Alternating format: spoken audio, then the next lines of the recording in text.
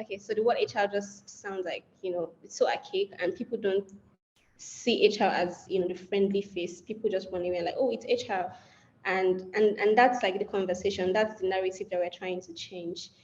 People using the word people seems like, we are more accessible. Um, Nelson can easily reach out to me and talk to me about his problems. Nengi can talk to me about problems. No one feels like, oh, HR is just trying to, just getting the responses and, taking it to management and nothing is done about it. Or, everybody knows the idea of what, of how HR, is actually being looked at. So that's what we're trying to change, changing the narrative. But it's not going to, we're not going to change that overnight. It's a day by day thing, and it's a continuous process. So yeah, so that's why we're here. So I guess I have to, let's just dive into the presentation for today. So the topic I'll be speaking on is titled Finding Talents and Best Ways in Attracting these quality talents. Talents are, how would I even put it? Talents are, everybody, I believe every one of us here are our talents in our own fields.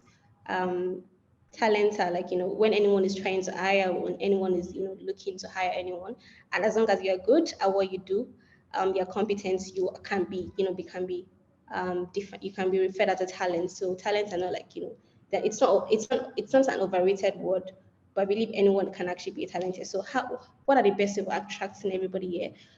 You're applying for jobs or anyone is poaching you. What are the best ways, in attracting people like us, young people like us? Abiola, can we go to the next slide, please?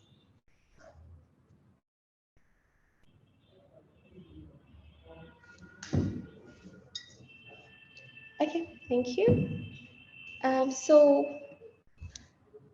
we know about what happened in 2020. The pandemic really disrupted the workspace. The idea organizations actually had is, coming to the office every day, 9 to 5, clock in, clock out. Pandemic came to disrupt the whole process. Now, I heard of organizations that, would tell you that they would never work from home, that why are you working from home? We want to see you, believe that you're more diligent working from home. We want to see your faces.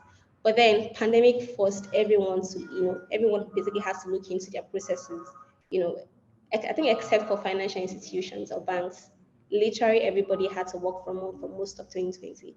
And that was like, that's the implication of the pandemic. And also post-pandemic, companies were forced to review, their work processes, their work modes. We don't need to come into the office every day. What I was doing during the pandemic when I was working from home, I can also still be done now. So why do we still need to come into the office? And we also had the international markets dragging or competing with our current markets. And the international markets are here, they're able to offer what our local markets are struggling to offer. So you as a local market, you can offer these things. Why don't you put this, incentive in place to avoid being poached or avoid your employees being poached by the international markets? And don't get me wrong, international markets, the market I don't think we can really compete with because they have so much to offer. Most of them, we know they don't do with our normal currency, they don't do with naira, they live in dollars, and that would definitely improve the standard of living. So they are offering our talents here like 3 or 4 times of what, that's 5 or 6 times of what we can offer. So I believe that the best we can actually do is, what are the little things that we can actually do to actually make, our lives easier. And now millennials and Gen Zers, they are getting it's really hard retaining these people because our eyes are opened.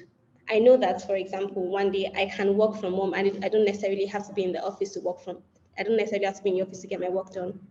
Millennials are more concerned about productivity, or Gen Zers, they're more concerned about productivity. How is my work being managed? I don't have to clock in at 9 a.m. or 5 p.m. before my work is done. All I need to do is based on my deliverables. Am I getting my deliverables done? That's all millennials are looking out for. They're not looking at work mode or dress code. They're more interested in flexibility.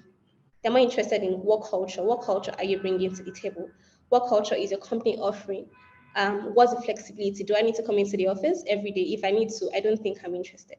And so organizations were forced, actually still being forced, to look in that direction. They're more interested. So you can't afford to still stick to the trends of 2019, because 2020 basically came to disrupt space. So if you want to move up on the ladder, you need to look back and sit back and say, okay, fine. What is Amazon offering to their employees? I know that definitely we can't compete to the market, like I said, but at the same time, I believe that we can also do, our best. What are the, little incentives? What's the health insurance saying? Is your health insurance covering your mental health space? Are they covering? I mean, I just believe that your work style or your work mode is actually one basic thing that we need to start with. So yeah, I think we can move on to the next slide. And also, please, I want this to be an engaging conversation. I wouldn't want a situation where I feel like I'm just talking and I don't want it to be a one-sided conversation. And that's why Bill had mentioned earlier, it's going to be an engaging session. So I can call on Angela's name, I can call on, Bimisala's name and, ask questions, what do you think? What are your suggestions? Or what is your experience in this soul line? So I want us to be as engaging as possible so it doesn't sound like I'm preaching or doing any other. And again, if you also have questions, or you have one or two clarifications, you can just type your question in chat box or just raise your hand, and then we can take your questions. Is that okay? Okay, cool, thank you. So yeah, we can move on to the next slide. Biela. Yes, so as I said, millennials and Gen Zs, they're not focused on monetary benefits. They're focused more on the culture, on the work culture. They're focused more on, what is this company willing to offer based on this and this. I'm getting different offers from different places, especially in the international market. So what are you offering me that stands out or that's a perk? I mean, so it's beyond monetary value. They want to see the incentive. They want to say, okay, are you willing to are you willing to listen to my problems? If I walk to my manager, is my manager willing to listen to issues I have? I'm dealing with mental health issues. Can I easily reach out to my health insurance platform? Are there services on this platform that can actually help solve this kind of problems? Is the people team, are they accessible? Or do they still look like HR in banks that you get to say that they're like the alpha and omega? You're scared to even walk up to them, and that's why one amazing thing I love about the tech space, email resource or the word people management is evolving every now and then. Now you hardly even get to see organizations that have that title their roles HR manager. You see people manager, you see people called operation, you see operations manager, you see people management intern, you like very interesting titles that are more, they're more endearing. You feel like, okay, yeah, these guys are actually, they are moving in trend, and obviously they're not just sitting back and seeing what happens. So yeah, we can move on to the next slide. Yeah, still move on. I think I already summarized all that. Okay, cool. So let's just diving into the amazing tips. So when I was researching, or when I was doing a research, on the tips on how we can keep or attract top talent, I realized that there are lots of talent, there are lots of tips. There's so many of them, but I just decided to just pick, a couple of them. I think there are about 7 or 8 of them. It's going to be really engaging. I also want us to, be able to ask questions and talk to me about your experience, talk to everybody about your experience of what you've experienced so far. Within your career. So it's going to let us make it as engaging as possible. So our number one point is tapping on diverse talent pools. Habiola, can we move forward? Okay. Tapping on diverse talent pools. This is a very interesting topic because inclusion in 2022 is very important. For example, where I currently work with ULSN, and we have our international markets. We're in Ghana and also in Kenya. So imagine we are putting out a job ad, and our job description does not indicate that we are embracing other countries or we're embracing other applicants from different countries. So there was a time we were trying to hire a business development executive in Ghana, and we needed referrals. We're not getting enough. CVs, so we had to reach out to a couple of friends and professional friends in Ghana, and they just pointed out a few things to us and said, okay, you know what, you need to readjust this. Ghanaians are not as, don't let me use agile, but you know how Nigerians always carry matters on their head. Nigerians can work in they can work in the most unconducive environments because they need to get a job. But other African countries do not consider that. They want to be comfortable. They don't mind how much you're offering as long as they're comfortable. The Ghanaians or even other countries. So I remember at some point at my previous organization, CCL, I had to work with a Kenya lady, and I remember that you can't reach out to her after 5 p.m. She would gladly tell you that she's not available till tomorrow. But meanwhile, I have my other Nigerian colleagues. They would easily respond to you, but it doesn't mean that they are not as good as the other Nigerian. But they just tell you that their work ethics are different, right?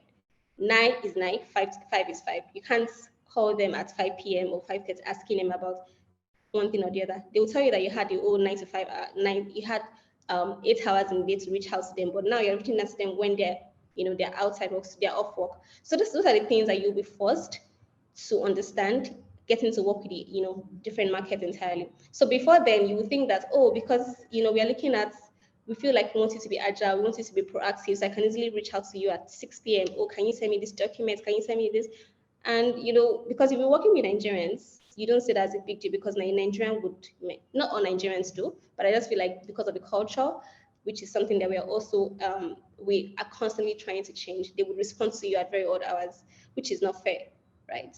So basically, working with different diverse pools would make you understand that, yeah, you need to be considerate, and so you're putting up job ad, you are indicating certain points, certain requirements, and letting them know that fine, they can work from home, but at the same time, they also have to be, responsive. You can't afford to reach out to you within the working hours, and we can't reach out to you because they're working from. So those are the things that basically will let you know that fine, you need to be very careful and also note out what you're putting out, because your job ads are going to be on different sites, Glassdoor, LinkedIn platforms. So you need to be very particular about the kind of people you're attracting.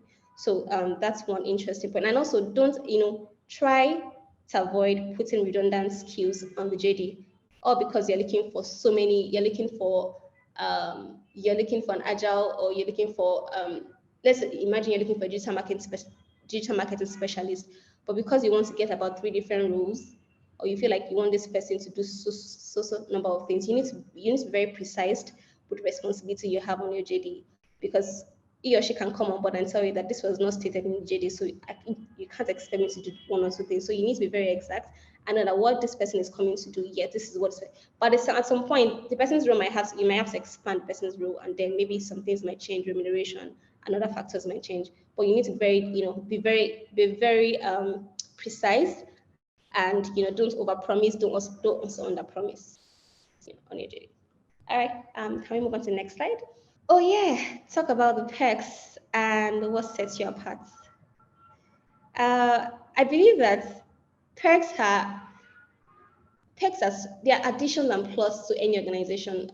So for example, I always like to cite examples because I believe that everyone can, we should be able to relate with my examples.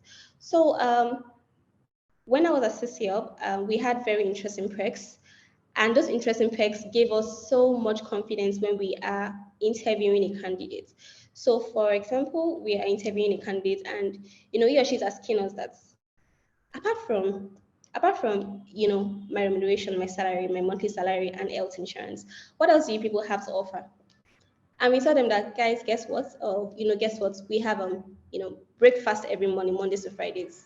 And we see how the candidates lit up, like, oh wow, you guys actually have breakfast. They're like, yes, we do. And it's not just normal breakfast. It's always like diverse. We have continental.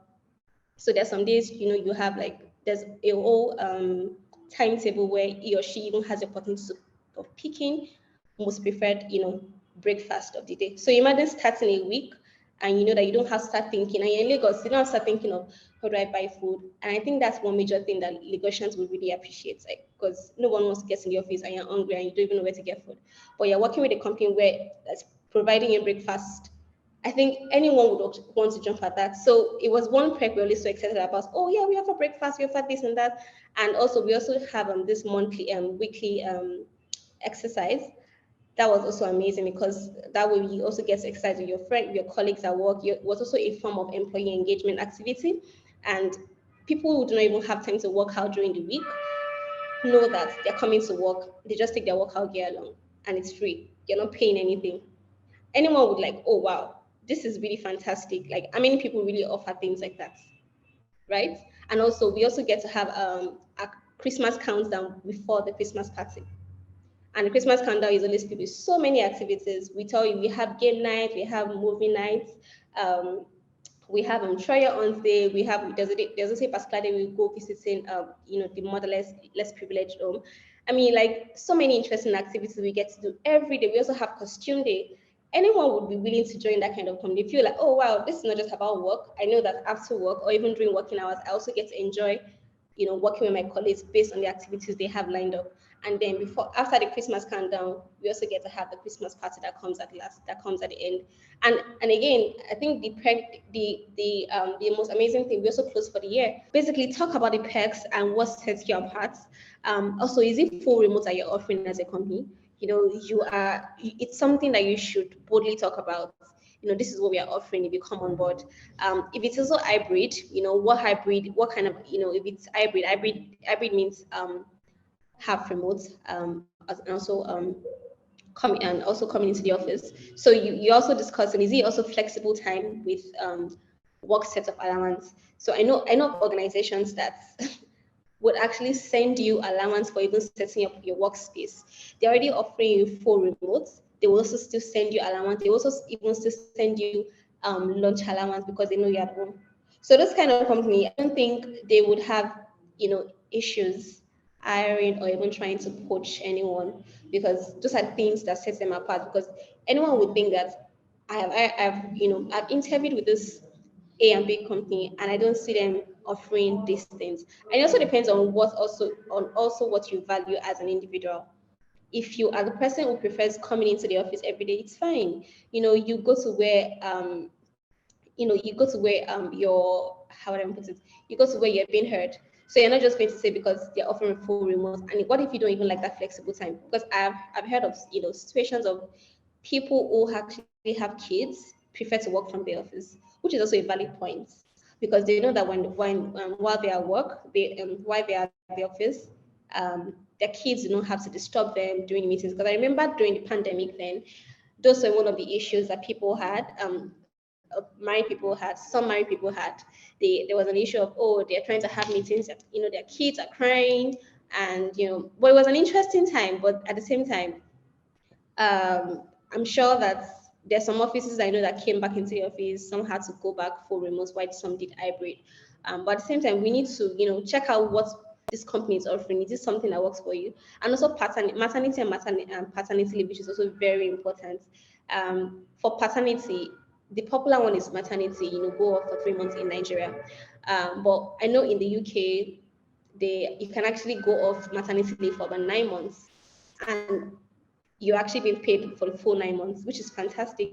Anyone would think that for an expecting mother or someone who actually has that in plan will tell you that perhaps I want to relocate to the UK because of this social benefits, which is okay. You're also allowed to, so far you have the means to do that. But I'm just saying that you definitely would relate more with an organization who is offering what you are looking for, right? And also other companies I know that will tell you that they're willing to provide you with the funds to buy your own most preferred device, laptops, because there's some companies that will tell you that employees will tell them that they don't really like the work tool they're using. It's not really working or it's not as efficient as they want. and they tell you that, you are allowed to buy what you want to get.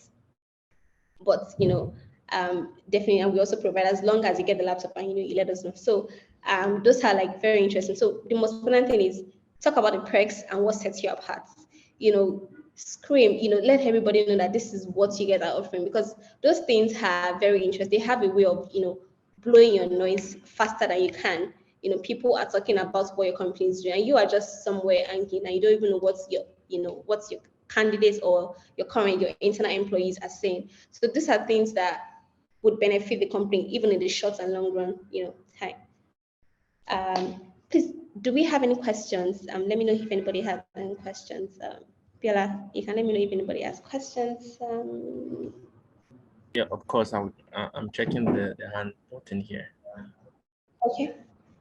Okay. All right. Thank you. We can move on to the next point. Thank you. As I always say, your employees are like their greatest assets.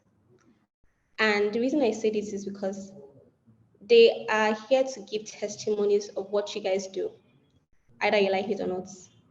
So if company A is offering A and B services, for example, there are companies during the pandemic, I always refer to the pandemic period, there are companies during the pandemic that paid their employees from beginning to the end, while some other people could not afford to pay.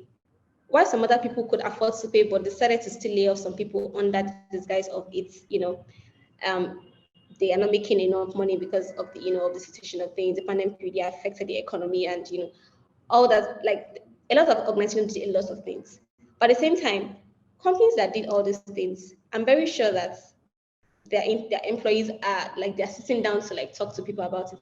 So either you provided support, you paid your employees from beginning to the end, from start of the pandemic to the end.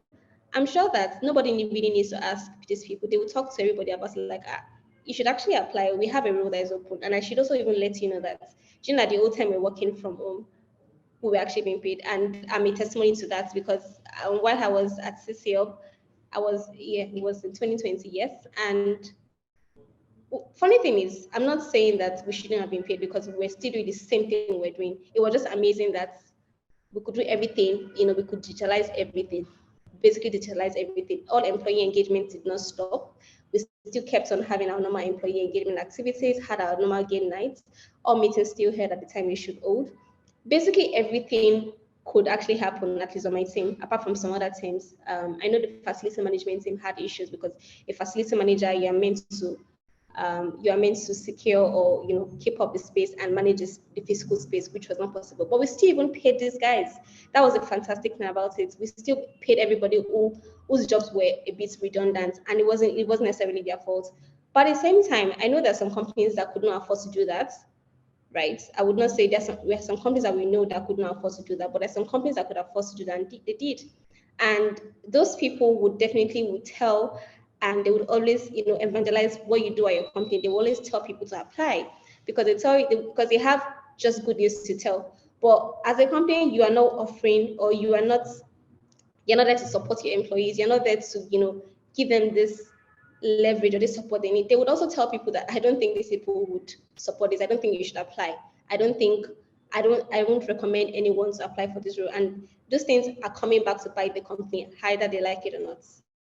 So, and these things, hire, like one thing I also want us to know is that within my current company, if you see any job ad on any of our platforms, just know that those roles they've been advertised internally. We always ensure that we share these roles internally, because we believe that we are more interested in everybody we're more interested in our internal employees climbing up the corporate ladder. So before we consider external candidates, we're looking into our own internal candidates. Can this person do this? Can this person do that? And even people even apply internally, and we consider them first. And with that, these things are bolstering employee engagements. It's also improving productivity, because for someone like let me just call out the name. Someone like we had someone at some point moved from sales to products. Yeah, this guy was an inside sales specialist, and he walked up to me and mentioned that he saw the product intern role and he would like to apply. I could have just said, if we're in sales now, you should focus on what we hired you for. If we're a company that we're not embracing such such virtues. So I said, what, just apply. At the same time, we would not also grant you. We would not also um, we won't grant you favoritism. We would not tell you because we know you come on board. We also need to know, you definitely go through the normal interview process. But it's just that the fact that you're internal, you already understand the structure, the culture. It's not going to be a shock to you. You're not going to experience culture shock. And at the same time, you also have leverage because you've been with the organization for a longer period of time, right? So you understand maybe how to maneuver the interview process. So those things help. So the point is, we always consider internal employees, and because you're considering these people, they would also be out there bringing in their friends because they tell you that this is a conducive place to work. We also had at some point someone also moved from sales to BDR, business development representative, and this lady had been under the sales team for I think about a year plus, and she just applied. I was almost surprised. You actually applied. I don't want to mention name. And she's like, yes. And interestingly, she got the role. And I can tell you that it was not just because we felt like we know her. She definitely also did well. We would not say because we know your face. Would obviously would not grant you that. But at the same time, so because of that, people like your employees would speak of what you do. They are there to evangelize. I get to scream about, what this particular company does. They would, so by the time you are having issues, even hiring rules, they are there to advertise within their network. They are there to share with their friends. And we also believe that great candidates also know, great employees would also know great candidates. So with that, we believe, okay, fine. You advertising within your network would also help us, and it also saves time. And one amazing thing about internal, recruitment also, or leveraging your internal team, is that you also get to save time as an organization. You're saving money, you're saving cost. You may not understand, but in the long run, you realize that instead of having to hire externally for a role, but there's somebody internally who would even do it well because this person would not have issues settling in. So you're saving time, you're saving resources, and you're also even boosting your productivity internally. So those are the things that those are the things that organizations might not see, but there are things that people should start looking into. Don't just say because we've seen you finish. This person, we see this person every day. Do you think this person can do this?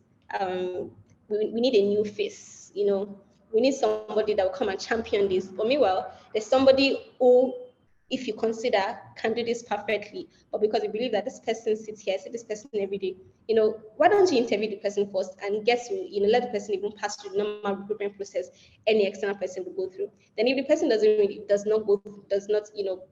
he's not successful, then that's when okay, fine, we've done our due diligence. We need to now, advertise this role externally. So having to leverage your internal team is so much of a big advantage to any company, to any hiring manager. It just saves, the recruiting, TOT, that's a turnaround time. So that's one amazing thing about it. And also, internal candidates also would also have an higher chance of getting on board, of getting in. Everybody will know that it's easier for you to get in. So anyone would even want to apply. So yeah, that's one amazing thing of attracting this talent that we have out there. Drive your employer brand with compassion. Empathy is one interesting virtue that is underrated. Organizations at times forget that, or people or managers or hiring managers or recruiters forget that blood runs in the veins of your star players. I remember going back to the pandemic again. Companies at some point had to lay off. The companies that had to lay off some of their employees based on some reasons. The ones that have real legit reasons, it's okay. But there are some companies that we heard, I wouldn't mention names, that used that opportunity to just reduce the number of guys they had on their team, which was really bad and sad. People complained. It was all on social media platforms, like people that had families. It was a really sad period, and people forget that, or organizations forget that. People will always remember these things. And if, for example, company A had to let go of For example, let me mention John Doe for one reason or the other, and they tell you that, sorry, we'll put in a follow-on. Follow-on means when you are being disengaged, but not but we're not letting you go. Finally, you're still going to be under the company, but at the same time you will be paid. So we can call you back if the company is back on ship. But there's some companies that just said, you know what, we don't just want you. And there's some other companies they feel like they don't have money. This is the institutional thing to there, because organizations that maybe definitely had to rely on day-to-day sales, and sales were not probably not coming in as expected, and they had to, like, people would always remember that, yeah, this is the reason why these people has to let me go. So even if they want to come back, they can still come back. But companies that do not give you reasons or just let you go and tell you, and people know that these things, news spread around, right? So if you let people go without letting them know the reason why you're letting them go, it's not a nice thing to do. And that way you are also affecting your brand in the long run. Because now pandemic is over, but people would not forget the names of this organization that did not treat people well.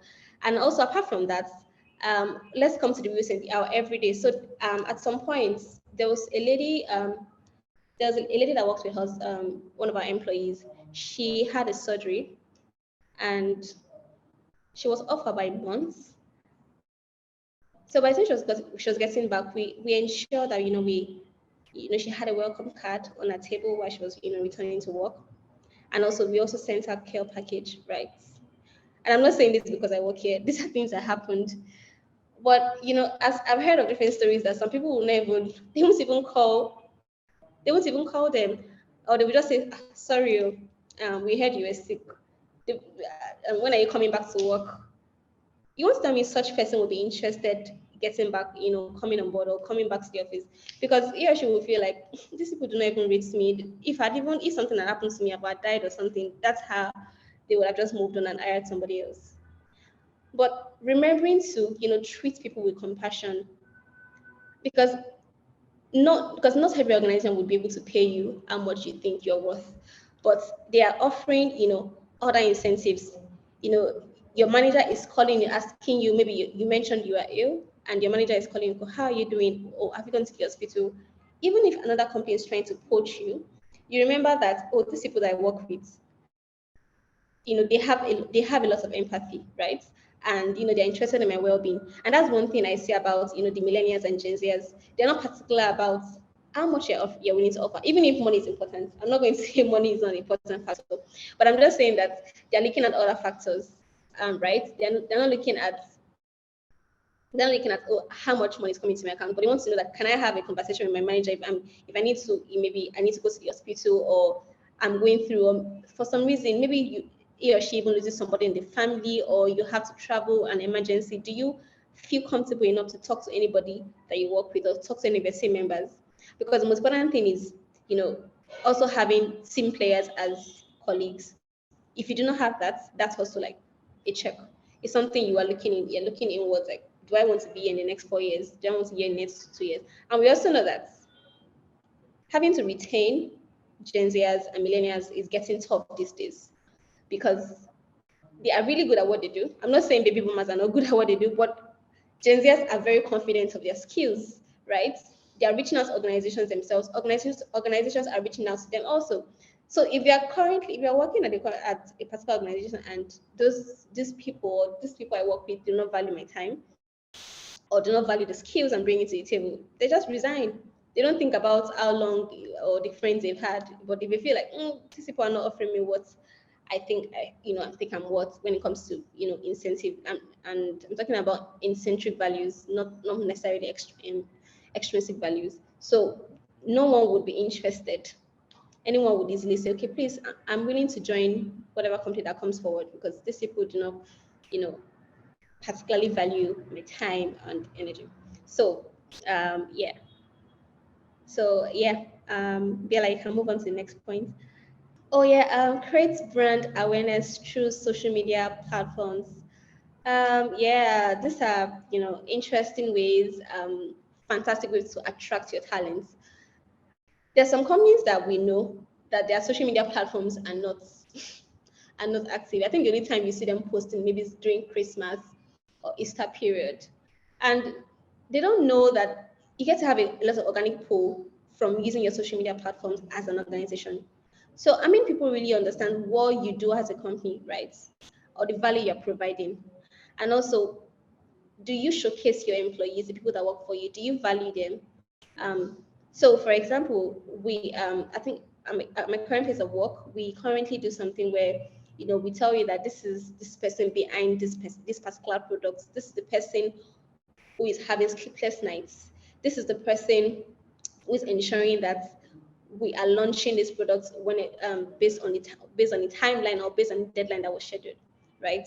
So with that, the employee can see his or herself on the social media platform and like, oh, these people actually like putting me out. And also, you should also know that this employee also has friends, right? They also have people, and they're like, look at Bemileke. See Bemileke is the product manager of BizEdge, and see the amazing stuff he's doing. And that's because as a brand, you are very particular that you are, you are nesting and you are creating awareness of your brand and also the people that you work with, because they both go hand in hand. They both go hand in hand. So you cannot just say, yeah, this is what we do. This is the new product that we're launching. This is what do you think about this product before we launch?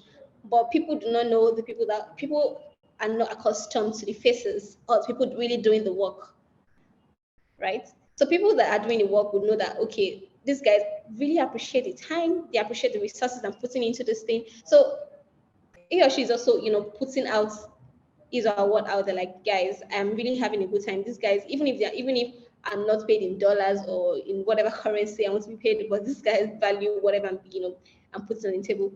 So it's hard for you to just, to poach that kind of person. And also, you also have other people who know these guys. They're like, oh, these are the guys. I know this guy works here. I think I should check out the role on their platform, on their website, or check it out on their careers page and see if they have any other role. Not because there are no other companies that you can actually apply to, but you feel like this company, actually, there are so many companies I can mention. I know we currently do that. I know Flutterwave does that, and that's one amazing thing I like about Flutterwave. They have like different weeks where they are putting out their faces of people that are working on their products or their everyday life. This is what I do today. This is currently how my day looks like. That way somebody who is also trying to apply for one of the roles can connect and see that, okay, this is the everyday life of this person. It doesn't look bad. I don't mind applying. So one way or the other, you're attracting these fantastic people, right? Because you can easily reach out to some people and they'll tell you they're not interested, but they must have seen something, and that drew their attention and say, oh, I think there was a day I was checking out Facebook, their platforms, and I realized that they had amazing perks, and they were not even scared of talking about it. They were just talking about the perks, like, this is what we get if you come on board. This is what you get. And also, one amazing thing is also referral bonus. So putting referral bonus in place, that yes, as an employee, you are interested in advertising these roles or talking to people about your roles because you know how much you'll be entering your account. So those are like little incentives.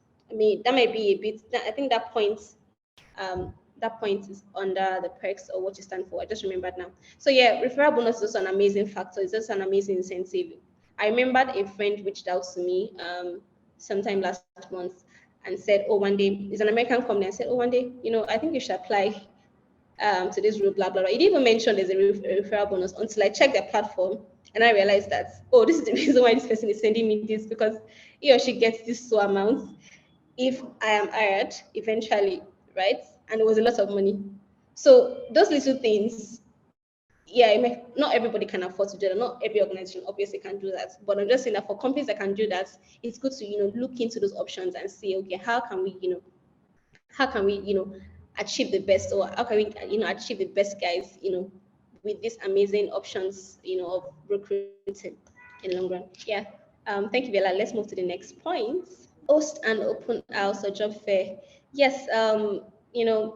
Job fairs are fantastic, fantastic ways to also showcase what you do. Because to be honest, not everybody would really know about, for example, what ULSing does. But imagine we decide to go to, we have a job fair and we invite so many people. people definitely would, get to understand, okay, this is what you guys really do. Or a lot of people might even get to even know us just by the job fair. And job fairs are easier to, I think it's more of a strategy to, hire entry level talents, because, people who are just coming out of unis, of universities, or even people who are just finishing like secondary school or high school, and they want to maybe just have like 2 weeks or 3 month internships. Those are like, the best platforms to, put out what you do and also get fresh talents basically.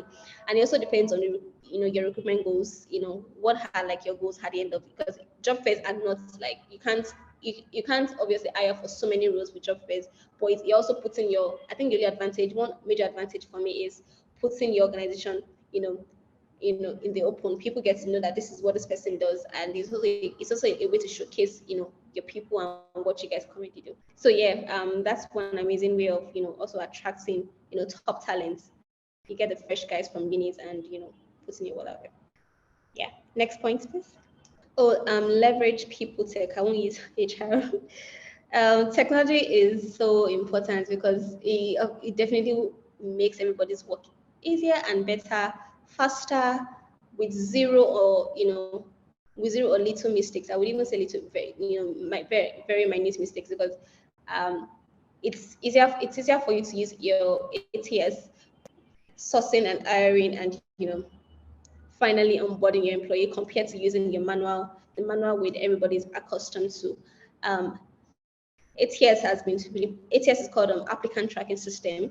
They help with checking off recruitment proceedings quicker than going about the manual way. So I believe that HRS is so important. HRS also helps you in the long run, with putting your data together, also sourcing for your data analytics. If you're trying to derive the number of people you've had or you hired in the last couple of months or years, your HRS platform is here to make that so easy for you. And instead of having to use Excel, I mean, Excel is an amazing tool, but check out platforms like Bamboo HR. There's Cake HR. There's also another one called, I think, Green IO. I think it's a Nigerian HRS platform. So those platforms, they might be expensive. Not every organization can afford to use that. Not everybody, because they can be really pricey. But at the same time, the ones that you believe that you can afford, and if you also feel like your organization has gotten to that level, because I don't think you want to have a team of 5 and you want to use an HRS.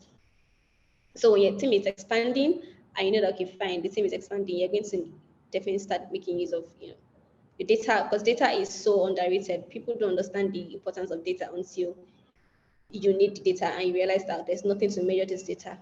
And the manual is, you can't derive the best results with manual at all. You can't derive that with that. So yeah, leveraging HRS and ATS platform would definitely help with effective strategy. It definitely helps in the long run. This point is very important for me, and the reason I say that is because every 1 year, both your employer and employee are both involved in creating great experiences. And this is why I say this. Organizations or companies forget that as you are assessing a candidate, the candidate is also assessing you. It's vice versa, right? So if, for example, a recruiter reaches out to me at maybe 5:30, no, let me just say 6:30 or 7:30 p.m. in the evening. That way, I'm a bit taken aback that why is this candidate calling me at this interesting hour, this hot hour, right? The candidate had the recruiter had the whole 8 hours in the day from 9 to 5:30 or thereabout, and you're calling at 7:30. I believe an email is better, right? And he or she can read the email whenever he or she gets on the phone. So having to call candidates at very ridiculous time, it's a put off for me. I believe that it might seem like a normal thing, and that's the narrative you're trying to change, right? Because most of us, for someone who has been looking for a job for like the longest period of time, you wouldn't expect this person not picking or not even attending to the call, or even having a conversation, right? But in a system that works, it is wrong. if you need to reach out to a candidate and it's urgent, it's better you send a text message or you send an email. Because it shows that you are also observing the time. You're not, eating into the time of this candidate, right?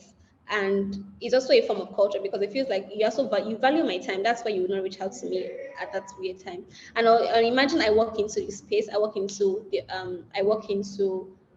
the office space for an interview at 9:30 p.m. 9:30 a.m. rather, and the hiring manager or the recruiter is nowhere to be found, and I'm just sitting, or even at the gate, no one opens the gate for me because they were not expecting me.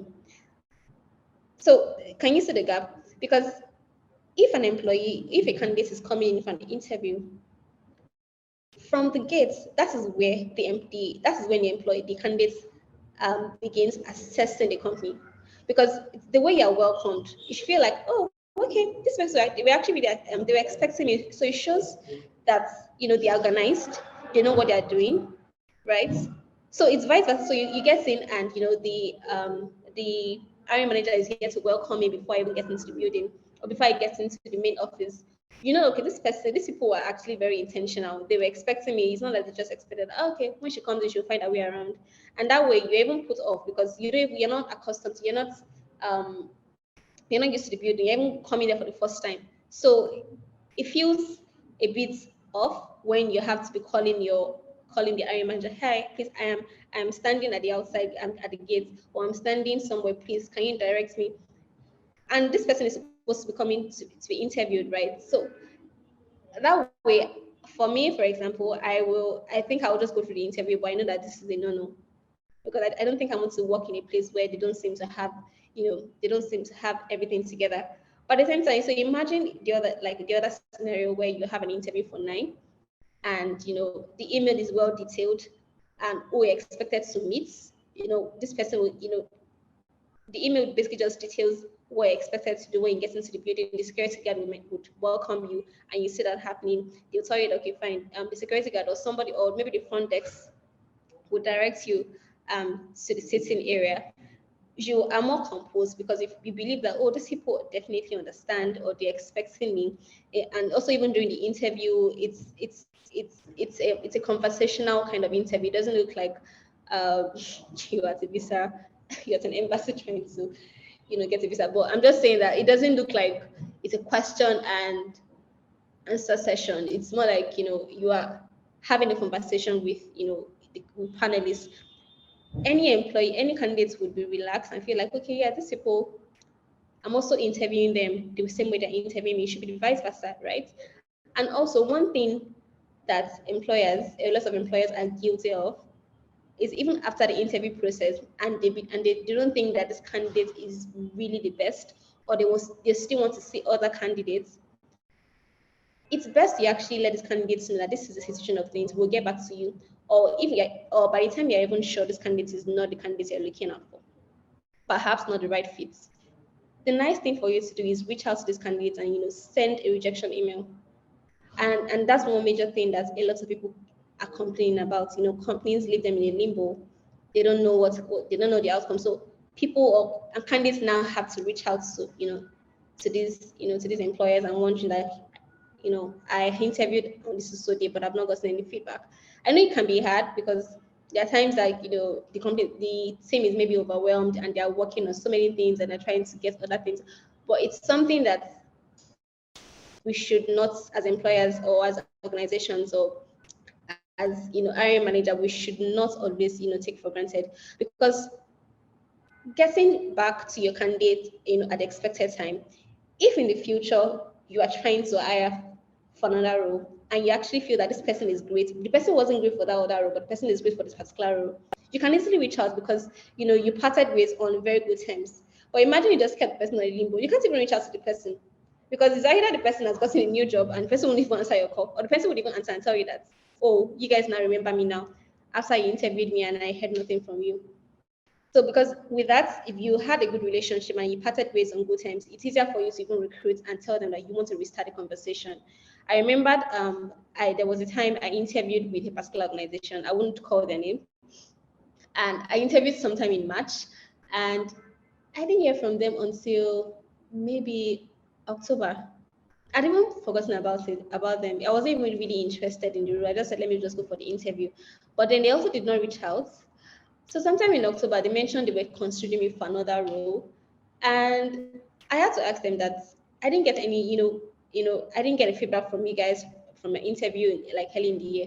And they're like, oh, really? That they interviewed me? That they're so sorry. But I feel like, no, this is not fair. And they're even a small startup. So it's not like it's a big organization that they can't even keep. Even if they're a big organization, you should be able to keep track of, of candidates that you've interviewed in the past. And, it shows that you guys, your team definitely, they are well put together and they know what they're expected to do at a particular time. So, like I said, like positive experience for both sides would lead to a happy ending. So even if, and again, there's one more thing that organizations also do that I do not find really good. It's not nice at all. So imagine you are doing the process of interviews, right? And maybe the third stage, you are asked to come up with a presentation or maybe with a case study. You have to work on a case study. I've heard of organizations that they will tell you that they will get back to you and they won't get back to you, and eventually you realize that they used a case study or maybe they implemented what you worked on without letting you know. So if you're even going to do that and you know you're not going to hire this particular candidate, the decent thing to do is to pay this employee, this pay this candidates for but basically intellectual property, because it's actually it's very wrong even under the law using somebody's work without letting them know. And we find that really common, because people feel like yes, and also I would also not blame them because of the kind of society that we live in. Like accountability is really poor, so companies feel like they can easily get away with these things, right? So instead of you to reach out to the candidate and tell them and tell EMHA and tell them that, oh, I'm sorry, we are sorry, we can't hire you at this moment. But at the same time, you have a fantastic presentation or you have a fantastic solution to this problem that we have to solve. Do you mind if we use this, and we'll definitely compensate you with this and this? And the person can decide, okay, fine, I would like to. Oh no, I wouldn't like to. I believe that that's a decent thing any organization should actually do, right? And also, um, one other disadvantage, one other thing I've also found is organizations having very lengthy interview process. I've heard of. There was something I read on LinkedIn, and the person said the interview stage was about 20 something stage. Like it was weird. I felt it was not true, but I now heard a lot of other people commenting. 20 something, like meeting with different people at different stage. At some point, they would even stop talking and they will come back to you. And I feel like it's a total waste of time for anyone. And because if you're trying to hire someone, the person is really excited coming on board. So it's better to make the process faster and quicker. And for me, for example, my interview at ULSN was less than 2 weeks. I was amazed because it was so fast. Like reached out to me, blah blah blah. Before I knew it, I had the interview, first stage, second stage, third stage, and it was over. So even if you're going to have like 3 or 4 stages, try to try to reduce the timeline, because these people are also interviewing with other organizations. That's something people forget. So you're not the only person offering or they're interviewing with.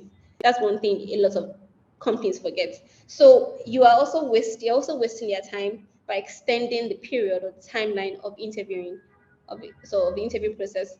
So, and it's also nice to also even communicate the interview process from the beginning of the interview, or from the beginning of the certain period, like, okay, this is the length of this interview, or this is the length of of your interview with us. Is it something that you're willing to do? Is it something that you're willing to come on board with? And they can tell you that, oh, I'm so sorry, I don't think I'm interested. I have other things. If I have other things I'm working on, or I'm also interviewing with a particular company, I don't think this would work. It's nice for companies to be transparent and be open. So you also save time for companies are also saving time. At the same time, also saving time, saving candidates time. So it's vice versa. So it also helps both parties in the long run. Yeah. Yeah, I think this is the last point. Biala, do you want to move to the next point? So, like I just said, bonus tip: solid companies are built upon a foundation of trust, because we are working with people, and people are your biggest talents. They're your biggest assets. So, if you can highlight this through your internal storytelling or the way you market yourselves, candidates people or talents will definitely see and feel whatever storytelling you're trying to tell. So you can't hide. If you are being honest, you are a company that you are open. Like I said, transparency is also very good. It's a very fantastic and underrated. So you are transparent about what's currently going on in your organization. This is what we are offering. This is what we offer. If you do this and this, anyone would be interested in coming on board. So transparency just tops everything on, and it also helps to build trust. So if at all a candidate interviews with you, and maybe at some point he or she gets another offer, it's easier for this candidate to refer somebody else, because he or she feels like, I think these guys are fantastic. He's not just what I'm looking out for. But when you are trying to be, mago mago, I think they say it in Yoruba anyway, and you're not very open, no one would, I don't think anybody would want to refer or talk to anybody about a particular role within the organization. So yeah, I think we can just have a recap. Yeah, so a recap, right? The tips I talked about, tapping on diverse talent pools, talk about the perks and what sets you apart as an organization. Talk about what you guys do that is different from what other people are doing, or what thing that you feel like anybody would want to jump on this. Leverage your internal team. Let them talk about what you do. Let them, make them happy, because if your employees are happy, they are interested in referring their friends. So leverage on that. Drive your employer brand with compassion. Empathy is so important. Ensure that you genuinely care about the people that work for you, because that's where you retain. Because retaining with monetary values can be really, it's not something that we can compete with, because I don't think there's a figure that's attainable. Anyone can easily tell you that somebody's offering me this amount, and it's not something you can offer. But giving them that empathy and providing a conducive place to work, I don't anyone would definitely would jump at that. And creating a brand awareness through your social media platforms. Don't make your social media platforms dormant. Ensure that you engage your viewer, you engage your followers. Let people know that, for example, BizEdge, this is what BizEdge is doing. In fact, by the time you open your phone and you're on LinkedIn, you are seeing BizEdge on your face. This is what they're doing. This is what they're currently doing. These are people that work for them. And before you know it, you just start seeing their job ads. Okay, perhaps I think I should just apply. Those things, they're putting it in your face. Either you like it or not. At some point, you would be moved to apply. Also an open house or job fair. Job fairs are a fantastic way of putting your company, in the limelight. Also leveraging, technology when it comes to sourcing and hiring and onboarding, candidates. And the last but least, create a great and a fantastic experience for your candidates. This is very important. Create an amazing experience for people, for your candidates, because that's actually that's what we will talk about. That's the news that will spread. That I had a fantastic time. I remembered one time I interviewed with, I think it was with Andela, and it was I had an amazing time from beginning to the end. It was such a fantastic experience from the first phone call conversation that we had till the very end. I would say anyone, but I think currently they're still hiring. But I'm just saying that it was such an amazing time, interviewing with them. And even here also, like I said, it was very short and very direct. They didn't waste anybody's time. We like you, come on board. And with that, that these people, time is also of value to them. So they're not going around, in circles trying to decide if they want to hire you. So thank you very much, everyone, for listening in. I really appreciate it. I really appreciate you. I think this is the end of my presentation. So this is the time we have questions. Anyone have questions in the house? Yeah, thank you very much, Olawande. Everyone will agree with me that this is not a webinar. This is a master class you just presented. So thank you to thank you so much. Of course, because it's all of this just in one session. A lot of tips, a lot of openers and insights for HRM, people managers, and operations people to look at. Okay, so we have it's time for questions. Because of our time is quite fast spent, I won't be taking too much. We have two RSVP questions I just want to ask from here. Let's just get on with those two, and if we have questions in the chat box, we take that. So number one question is this. Okay. Is the number of entries for a job application a positive or negative indicator? It's definitely positive because it shows that people have seen or heard about what you do or what your company stands for or your brand. And at the same time, too, there's some people that a lot of people also apply to so many places. But at the same time, it doesn't mean that's it. But at the same time, when people are applying, it shows okay, yeah, people know what you guys do. If you've heard of stories or companies that have been dragged in the mud, I do not think candidates would want to apply because they feel like I heard those people are this, they heard that. That would also affect the number of entries that you get. So yes, it's a very big factor. It's a positive indicator that's Thank you very that much, people man. know about what you. Yeah, thank you. Okay, thank you. Second question is there was the number of I think you've answered that in your presentation, talking about the number of barrier or recruitment stages. Does it affect the quality and attraction rate of potential employees? So there's a number of what? So can you pick that again? Barrier or Sorry. recruitment stages. Does it affect the quality of employees that are attracted to an organization? So I would start with be very transparent from the beginning. If you as a recruiter or hiring manager, you reach out to a candidate, I think it's best to share the recruitment stages with this person, with this candidate, and let him or her know that this is the number of stages that's involved in this process. So if the candidate now mentions to you that fantastic, it's something I would like to do, we know that both parties are happy. But when you do not reveal that and the process is now very lengthy, at some point the candidate might tell you that he or she is no longer interested, right? So it's just best that you actually keep your application, your recruitment process as short as possible. Perhaps like maybe at most 4 stages.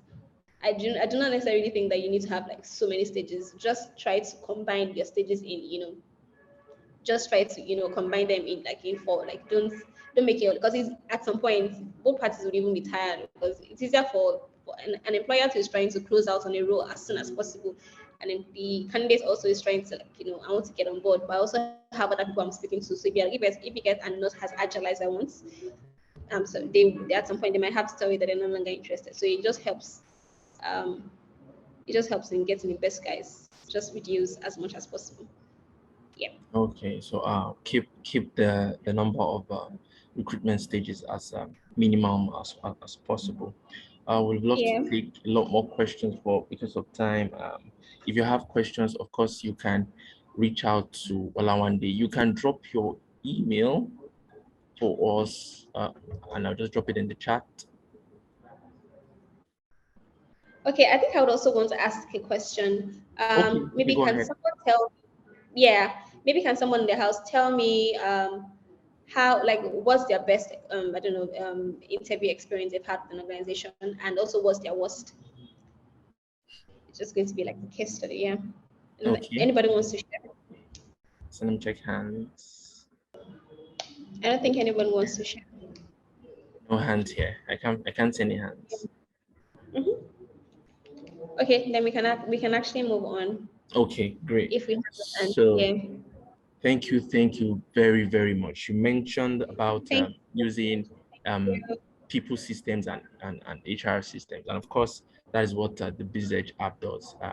It's a business tool that has people management incorporated as one of the apps in its suite, and of course small businesses can really make use of it because it's cost effective and affordable in the market. It's indigenous. That is, it's Nigerian made, Nigerian owned, and we're really proud of it. So you can check us on our socials on Twitter at Bizedgeapp, and Instagram at Bizedgeapp, and also on LinkedIn at Bizedgeapp. So this is how we come to the end of this month's webinar, and we'll be looking forward to having you again next month as we have another speaker and also another interesting topic. So it's bye from here, and have a wonderful and fantastic evening. Thank you very much. Thank you very much, everyone. Thank you so much, BizEdge, for this opportunity. And it was lovely meeting you guys. Thank you.